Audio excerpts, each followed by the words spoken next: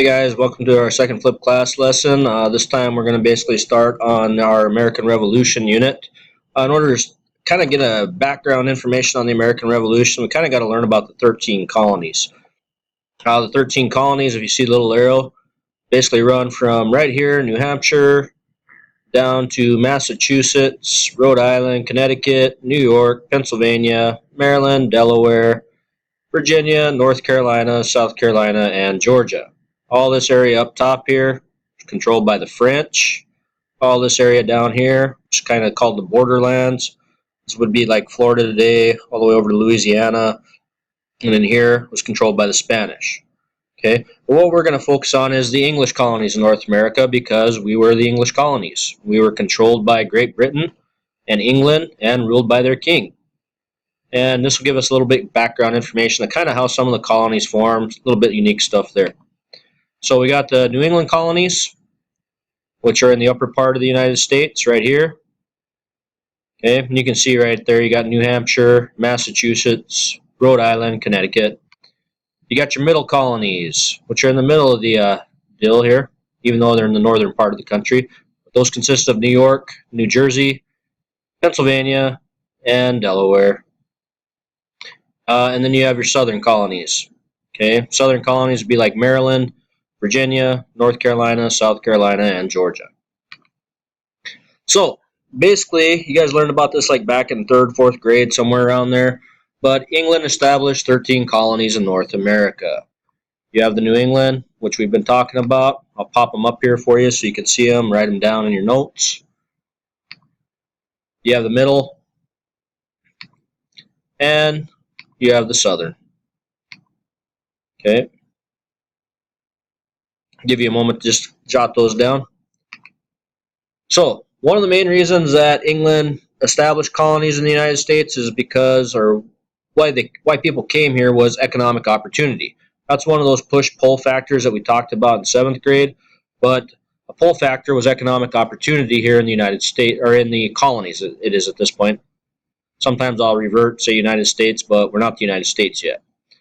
So, basically, English colonists wanted to establish colonies, provide new markets for goods, and get raw materials.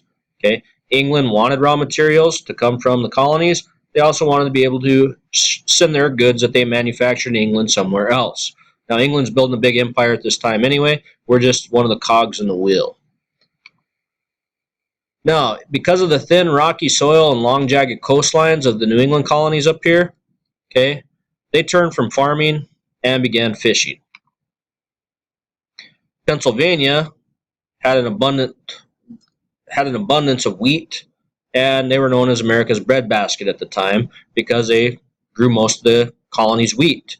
Nowadays, it's over here in what's called the Heartland, but during this time, Pennsylvania was the key source for wheat in the country.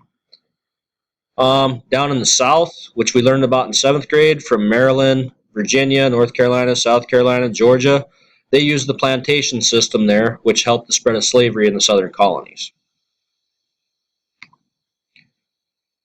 Okay. Now, English colonists, they also tried to show off their power during this time. Some examples of that, in 1664, okay, King Charles II granted all Dutch land in North America to the Duke of York. All the Dutch land was basically up around in here, Pennsylvania, New York, New Jersey. So basically, this was called New Netherlands. Once it was granted to his brother, the Duke of York, it became New York. Kind of an interesting little tidbit there. Okay.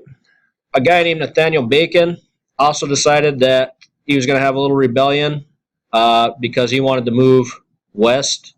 Okay, most people are like, no, you can't move west. We got to stay where we're at. He wanted to move west. His rebellion basically got squashed. And one of the reasons that they squashed the rebellion was to keep English colonists from moving on to Native American lands. Okay, they wanted to try to keep peace with the Native Americans, but even though his rebellion collapsed, okay, English colonists still started to push westward.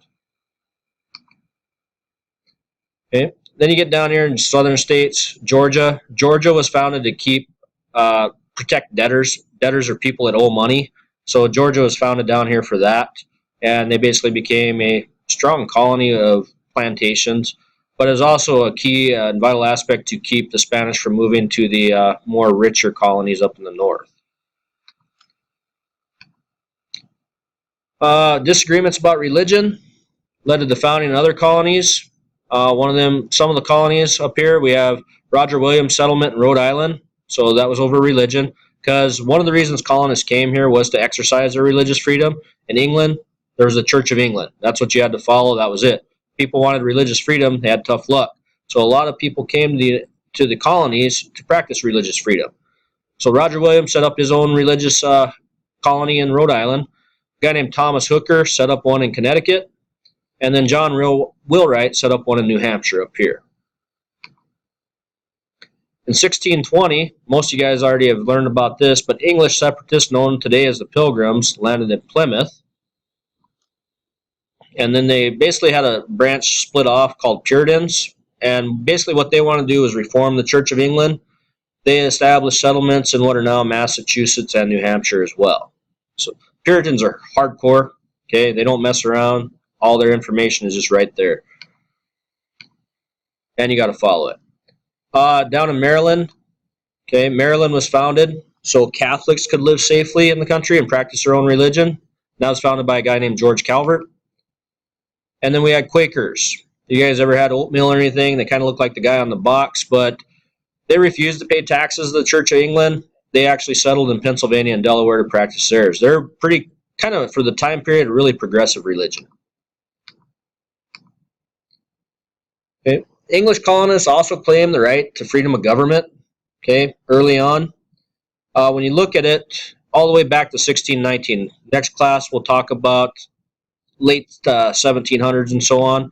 But in 1619, the first signs of self-government started popping up in our country. The first was in 1619, which was Virginia's House of Burgesses, kind of like our House of Representatives today, but it was the start of representative government in North America.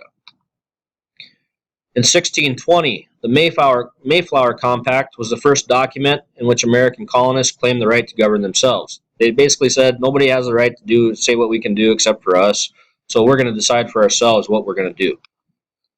And then the Puritans, they believed that their town and churches should manage their own affairs.